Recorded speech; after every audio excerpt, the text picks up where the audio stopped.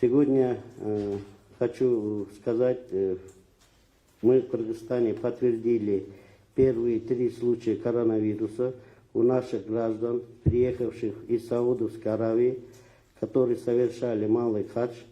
Все случаи являются завозными из другой страны.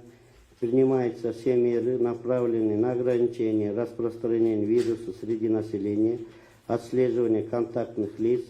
Поэтому оснований для паники нет. Все службы работают в усиленном режиме. У нас имеется достаточные силы и возможности для дальнейшего противодействия данному вирусу. Врачи подготовлены и успешно функционируют лаборатории. Эти случаи не стали неожиданностью для нашей страны. Мы готовились к подобному развитию событий на протяжении 3 месяцев со всеми министерствами и ведомствами, в тесном сотрудничестве с Всемирной организацией здравоохранения и другими партнерами. Вирус сегодня затронуло 153 страны и территории мы тоже не стали исключением. В заключение я хотел бы еще раз сказать, хадж, люди прилетели у нас 12 марта, согласно алгоритму, в то время Саудовская Аравия не включался вот такой повышенным случаем регистрации, но по нашим рекомендациям все люди, прилетевшие из Малого Умры, мы взяли полный опрос и взяли под медицинское наблюдение в домашних условиях. Вот это случай был обнаружен именно в очередном посещении наших врачей один из домов в Сузавском районе, села Беловешенск. И у этой женщины была повышенная температура, которая она приехала именно из Малой Умры. Все наши врачи оперативно взяли самых близких окружающих людей и от них взяли, госпитализировали, взяли образцы для исследования.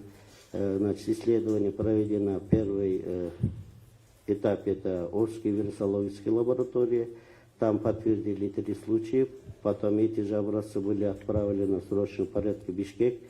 И в Бишкеке тоже вчера ночью подтвердили результаты анализа Ошской лаборатории. Поэтому по итогам этих 2 лабораторий мы сегодня уже говорим, подтверждено 3 случая. Хочу вам отметить, все наши лаборатории, которые сегодня существуют, они все аккредитованы по правилам национального уровня и по правилам Всемирной организации здравоохранения. У них есть аккредитация. Все используемые тесты, мы пользуемся тестами, которые выпущены из России. Мы пользуемся тестами, полученными из Турции, а также мы используем тесты, полученные Всемирной организацией здравоохранения. Все эти тесты, они применяются в этих странах, и они получены ими сертификаты и разрешены к применению. В заключение я хотел бы обратиться к нашему народу. В первую очередь, в таких случаях это один из эффективных факторов, это не паниковать, это первый. И второй, должна быть очень жесткая дисциплина и самодисциплина, которую мы должны соблюдать. И здесь я хочу обратиться всем, если вы посетили эти неблагополучные страны, приехали или были в контакте с этими людьми, если у вас обнаруживаются признаки заболевания, типа повышенная температура, кашель, вы ни в коем случае не должны выходить из дома, сразу отделиться в самом домашних условиях, потом вызвать наших врачей 103 или по месту жительства сейчас работают круглосуточные дежурные телефоны, и до приезда врачей абсолютно вы не должны выйти. После этого, по приезду врачи уже, у них есть стандартные алгоритмы в этих случаях, как действуют, и они будут уже дальше сами вести работу. Второй, обязательно должны вы соблюдать строго элементарно санитарно-гигиенические условия.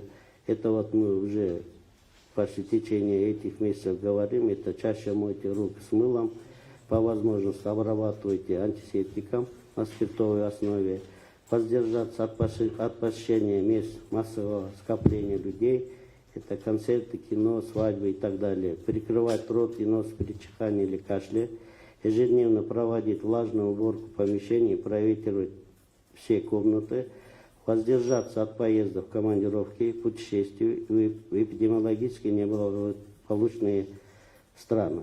Поэтому я думаю, если мы будем соблюдать этим рекомендациям, этим болезням можно выиграть.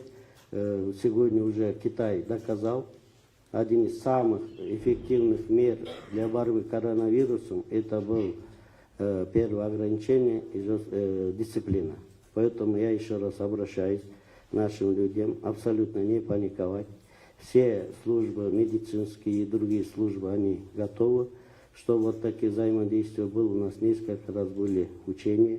На все действия разработаны модули, существуют алгоритмы, они будут все совместно работать. Поэтому еще раз хочу, без паники мы будем жить и работать. Поэтому каждый человек должен соблюдать все условия, беречь себя и беречь окружающих.